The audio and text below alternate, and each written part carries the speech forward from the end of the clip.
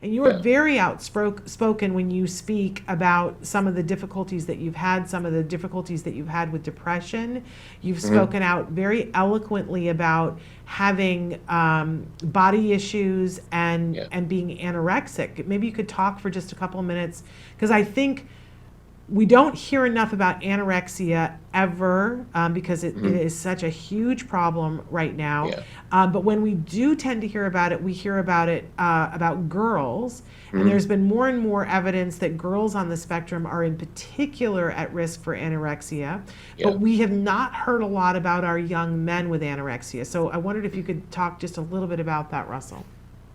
Yeah. When I was, let's see, 21, I entered into a horrible, horrible depression that lasted for a couple months.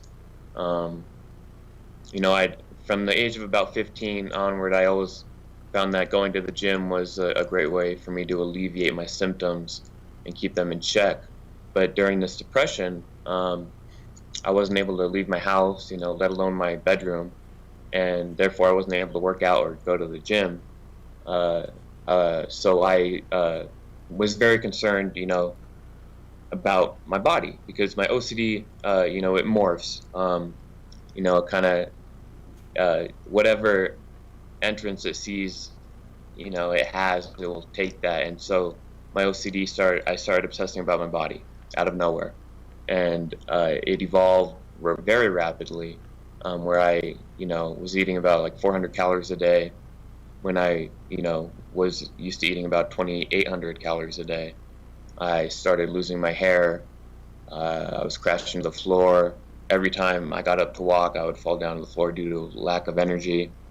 I just during that whole depression, I did not take one shower, or I did not even change my any of my clothes for 56 straight days. And here I was crying about 5 hours a day, literally just having meltdowns and crying. My shirt would be soaked with my tears, and I didn't have the energy or the motivation to change or even shower for 56 straight days. Uh, What but back turned to that the around, Russell? What stopped that and got you to where you are today? well, I've learned, every single year I'm confronted with a huge challenge. And so I know it's going to happen. It already happened this year. I know it'll happen next year. That's part of who I am. That's part of what makes me me. So I've learned that whenever I'm confronted with a challenge, especially that depressive episode when I was 21, where I wanted to end it all, I really did. I didn't because my family never gave up on me, so I didn't want to give up on them. Um, it's all for me. It's all about baby steps. Um, that one day, deciding, choosing to have the strength to take one step outside of the front door. That was a success, and I called it a day. Next day, I took two steps out the door. And people might be impatient and say, no, you have to, make more progress. But as Confucius said, it doesn't matter how slowly you go, as long as you do not stop. And once those baby steps add up, it turns into one giant leap forward. And that's how I got out of it. That's how I get out of all my challenges. And I continue to really push that message in my speeches I give. Well, and let's talk a little bit about that, because people need to know that if they want to have you at their event, that you're able to come and speak. This is something that you're doing more and more of. Where should Yeah. people go if they're interested in finding more information about you, Russell, and how to book you as a speaker? My website is the best way to book me as a speaker. It's www.theautisticpoet.com. And there's a bunch of information about me on there. There's clips of some of my speeches. There's interviews, newspaper articles, and all my message about what I bring to the table as a speaker. So once again, my website www.theautisticpoet.com. That's the best way to reach me. There's an email you can send on that site. Great. Um, And you So also yeah, have a book. We talked about the fact that you're an author. You have a yeah, book that is, and Kelby, can we put up the picture of the book there?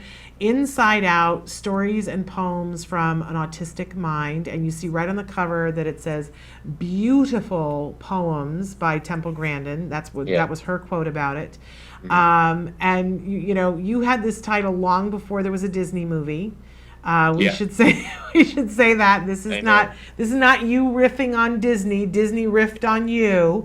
Yep. So I don't know how that works out. Have there been any difficulty? Because I'm sure they wanted to put books out called Inside Out. Have they had to call you about any of that? I don't think there's a you. I believe books can have the same titles. I Okay. haven't been contacted by them at all, All but right.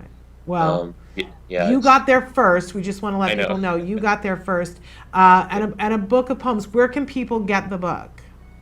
Again, my website, theautisticpoet.com. You can order the book there.